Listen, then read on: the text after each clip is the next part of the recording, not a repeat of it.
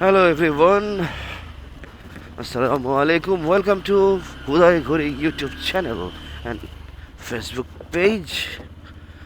আশা করি আপনারা সবাই ভালো আছেন, সুস্থ আছেন। আজকে বেশ লেট করে ফেলছি অফিস রওনা করতে, so I am in a হারি, বাট একটু স্পিডে চালাইতেও চাইতেছি, আবার চাইতেছি যাতে জিনিসটা সেফও থাকে। দুইটার কম্বিনেশনে চালাইতে চাচ্ছি। দেরি হওয়ার কারণও আছে, আজকে একটু সমস্যা লাগতেছিল পেটে। গতকালকে হাবিজাবি খাওয়া পড়ছে অনেক, বাট লেটস সি কতটুকু তাড়াতাড়ি পৌঁছাইতে পারি। সকালবেলার ঘুমটা আসলে ছাড়তেই পারি না, এটা একটা সমস্যা আসলে।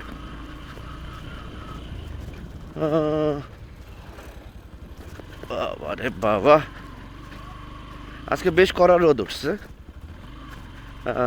গতকালকেও গরম রোদ ছিল, বাট আজকে বেশি রোদের পরিমাণটা বেশি। মাঝখানে দেখলাম একদিনই খালি একটু ঠান্ডা পড়ছে,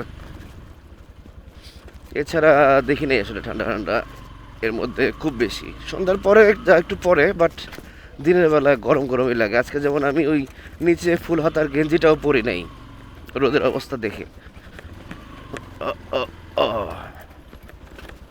ওরে মরুভূমি রাস্তাটা পার হইতে যে সময় লাগে আমার, আলেকজান্ডার নিয়ে আরো বেশি সময় লাগে, এফজিতে তাও তো একটু কম লাগে। বাবা রে বাবা, মিররটা একটু ঠিক করা দরকার। হ্যাঁ, ঠিক হয়ে গেছে। আজকে যেটা নিয়ে কথা বলতে চাই সেটা হচ্ছে যে লাকি ভাস্কর সিনেমাটা দেখলাম। লাকি ভাস্কর দুলকার সালমানের, আমার মনে হয় এই বছরের ওয়ান অফ দ্য বেস্ট সিনেমাটা। আপনারা যারা দেখেন নাই দেখে নিতে পারেন। আমি আসলে মুভি এবং সিনেমা ফ্রিক বলা যায়, কাইন্ড অফ। এসব নিয়ে কথা বলতেও ভালো লাগে, ইচ্ছা আছে এসব নিয়ে কাজ করারও যদি কখনো সুযোগ হয়। বাট এই যে ব্যস্ত জীবন, এই যে কর্মজীবন, তার বাইরে আসলে অনেক কিছু করা হয় না। যেমন ইদানিং রাতে যে আমি আসলে আমার স্টুডিওতে যাওয়াই হচ্ছে না। আমার ছোটোখাটো একটা রুমের মতো আছে, যেটাকে স্টুডিও নাম দিছি আর কি, জাস্ট বলতে পারেন, যেখানে আমি কাজ টাজ করি, পড়াশোনা লাগলে সেটাও করি। তো সেইখানে যাওয়া হচ্ছে না, কেমন জানি, মানে সবার কাছে শীতকালটা বড় হয়ে গেল, আমার কাছে জিনিসটা ছোট হয়ে গেছে somehow, I don't know. But নিজের ডেইলি টাইমটা আসলে বাড়াইতে হবে। এর জন্য কি করা যায় প্ল্যান করা দরকার। আসলে ডেইলি টাইমটা একেবারেই কমে গেছে। তো যেটা বলতেছিলাম, লাকি ভাস্কর দেখলাম, একটা ব্যাংকের স্ক্যাম নিয়ে কাহিনী, এটুক খালি বললাম, এর বাইরে কিছু বলবো না। অবশ্য আমার এই ভিডিও আপনারা যারা বড় আকারে দেখবেন ততক্ষণ হয়তো বা এই সিনেমা সবাই দেখে ফেলছেন, কারণ এখন তো আমার চ্যানেল নতুন, ভিউয়ার্স নাই বললেই চলে। বাট ইনশাআল্লাহ একবার যখন হবে, একদিন যখন হবে, তখন তো আপনারা শুনবেন। তো রিসেন্টলি এই কাজটাই ভালো লাগছে মুভি সিরিজ সবগুলোর মধ্যে। এর বাইরে উল্লেখযোগ্য তেমন কিছু এই মুহূর্তে আসলে সত্যিকার অর্থে মনে পড়তেছে না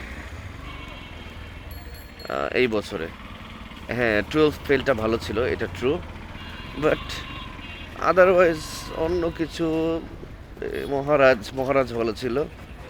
মহারাজই তো না, মহারাজা, ওই যে বিজয় সেতুপতি আর অনুরাগ কাশ্যপের যেটা, এই তিনটা ফিল্মের কথা আমি একটা বলে দিতে পারলাম। আর মামুতির একটা সিনেমা দেখছি, মোটামুটি ভালো। মামুতি আবার হচ্ছে দুলকার সালমানের বাপ, মানে প্র্যাকটিক্যালি।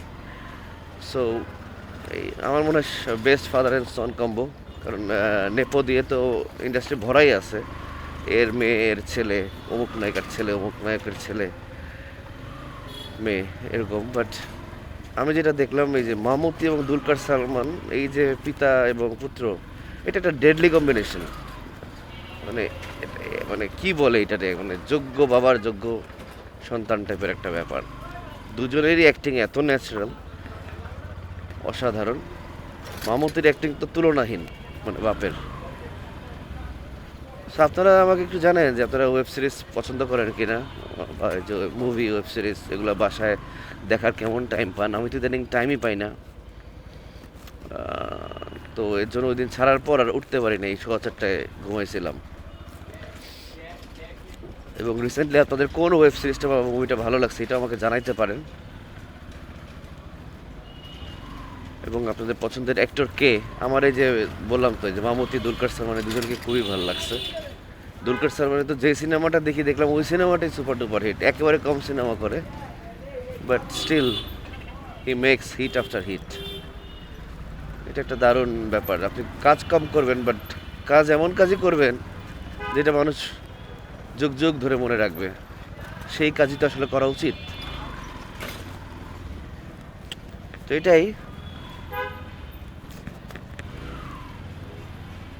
ওয়েব সিরিজ আর মুভি হলে যাওয়ার দরকার ছিল, মাঝখানে দরদ বের হইলো শাকিব খানের, পরে ভয়াল বের হলো ইরফান সাজ্জাদ এবং আয়েশা খানের নতুন একটা সিনেমা, দুইটার একটাও দেখা হয়নি আসলে। এবার কি জানি হইলো, এটা গলিটার সাইজ এমন একটা, দুইটা গাড়ি পাশাপাশি হইলে দেখা যায় যে আসলে বেরিয়ে হইতে পারি না। এই জায়গাটাতে ফালাই দিয়েছিল আমাকে অটোরিকশা, মানে যতদিন এই জায়গা দিয়ে যাবো ততদিনই মনে পড়বে। জাস্ট এই যে বাইকার ভাইয়াটা যে সামনে ওখানে রিক্সাটা ছিল, আমি এদিকে ছিলাম, জাস্ট কাত করে ঘুরাই দিচ্ছে মাথাটা অটোরিকশা, পড়ে গেলাম, কি আর করার। এনিওয়ে, তো এটাই আজকে বেশ তাড়াহুড়া করে চালাচ্ছি, চেষ্টা করতেছি বাট গলিতে সেটা কোনো মতেই সুবিধা করতে পারতেছি না। গলিতে আসলে তাড়াহুড়া সুবিধা করতে পারার মতোও না যদি না আপনি ছাপড়ি হন। কারণ তাতে মানুষের পিলে চমকে যাবে আসলে, আপনার সকালটা ঠিক রাখতে যেয়ে আরেকজনের সকালের বিদিকিচ্ছা অবস্থা হয়ে যাবে। সো কী দরকার, সমাজে জীবনের মূল্য অনেক, সেটা আমার হোক বা আরেকজন মানুষের হোক। সো গলির মধ্যে তাড়াহুড়োটা চাইলেও করা যায় না আসলে। এই যে এখন অনেক সাইড কাটে যাইতেই পারে বাট আমি যাবো না, বিকজ সামনে একজন এই যে নবাব সিরাজউদ্দৌলা আছেন, সো কোনো একটা কোল্যাপস হয়ে যেতে পারে। So I am not doing this, I have to keep calm. যতই তাড়াহুড়া থাকুক, হ্যাঁ হয়তো বা বস দু একটা বকা দিতে পারে, গুরুজন বকা দিতেই পারে, বাট থিং ইজ জানের উপর দিয়ে আসলে কোনো কিছু যাওয়ানো ঠিক না। এই মাথাটা ঠান্ডা রাখা খুবই দরকার, এবং আমি হয়তো মাথা ঠান্ডা রাখা হইতো না, যেহেতু আপনাদের সাথে কথা বলতেছি আমি মাথাটা ঠান্ডা রাখতে পারতেছি। তো এই হচ্ছে ব্যাপার, তাড়াতাড়ি রওনা করি, যাওয়ার চেষ্টা করি। আপনারা ওয়েব সিরিজ মুভি সম্বন্ধে আপনাদের অপিনিয়ন জানাবেন। আপনার আসলে ওয়েব সিরিজ মুভি কারদের সাথে বা কার সাথে দেখতে ভাল লাগে, হলে হোক বা বাসায় হোক, সেটাও জানাতে পারেন। অবশ্যই সেটা আপনাদের পার্টনার হবে, আই নো, যদি আপনারা ম্যারিড হয়ে থাকেন। আর যদি পার্টনার না হয়, হয়তো বা সোলো বা ফ্রেন্ডদের সাথে ভালো লাগবে। আমি আসলে জীবনে বেশিরভাগ সময় সোলোই দেখছি আসলে, এটা সত্যি কথা। But still, I enjoy when my partner enjoys whoever she or he is. একজনকে নিয়ে গেলাম একটা সিনেমা দেখতে, তার ওই ধরনের সিনেমাই পছন্দ না সাপোজ, তো তখন তো জিনিসটা আমার কাছেই ভালো লাগবে না, এই মানে একটা এম্বারেসিং সিচুয়েশন। তো ওইটাও আপনারা জানাবেন, পার্টনার ফ্যাক্টস অ্যাকচুয়ালি, বন্ধুবান্ধব যাকে নিয়ে যাবেন তো ফ্যাক্ট করে আসলে ওনার মেন্টালিটি কেমন, আপনার মেন্টালিটি কেমন। আপনি পছন্দ করেন রোমান্টিক ফিল্ম, উনি পছন্দ করেন হচ্ছে সাইকো ফিল্ম, হ্যাঁ। তো এটা তো একটা মিলবে না জিনিসটা, মেন্টালিটি এমন একটা ব্যাপার। আমার পার্সোনাল ফেভারিট হচ্ছে থ্রিলার জনরা, স্পেশালি যদি আরও স্পেসিফাই করতে চাই, সেটা হচ্ছে আমার মিস্ট্রি থ্রিলার পছন্দ, ইনভেস্টিগেশন যে থ্রিলারগুলো, ওগুলো আমার ভালো লাগে। তারপর হচ্ছে ক্রাইম থ্রিলার ভালো লাগে, সাইকো থ্রিলার ভালো লাগে, বাট থ্রিলার লাভার আমি, টোটালি থ্রিলার লাভার।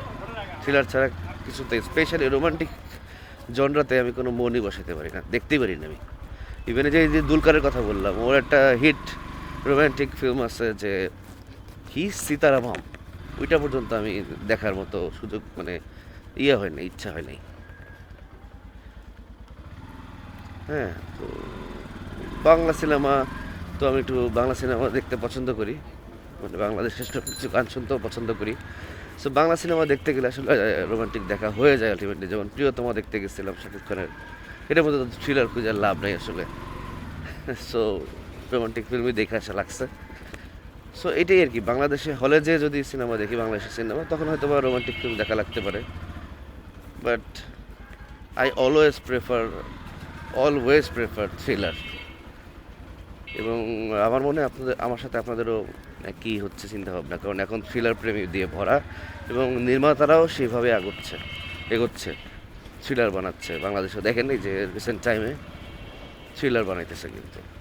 আর ওয়েব সিরিজ তো থ্রিলার, ওয়েব সিরিজ মানে থ্রিলার হয়ে গেছে।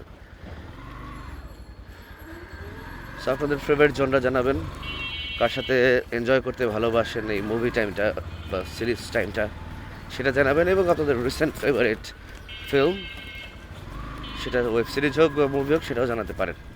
সেটাই, আপনারা সবাই ভালো থাকবেন, সুস্থ থাকবেন, প্রিয়জনকে নিয়ে ঘুরতে যাবেন, হাসি খুশি থাকবেন, হাসি খুশি রাখবেন। টেনশন করে কী লাভ বস, লাইফ তো একটা, এই টেনশন করলে পুরোটাই লস। তাই ফুল বডি রিল্যাক্স। ওকে, টাটা, আল্লাহ হাফেজ। একটু অপকর্ম করি, একটু রং দেওয়া ছাড়া উপায় নেই ভাই, কাটা সব বন্ধ করে দিচ্ছে। উফ।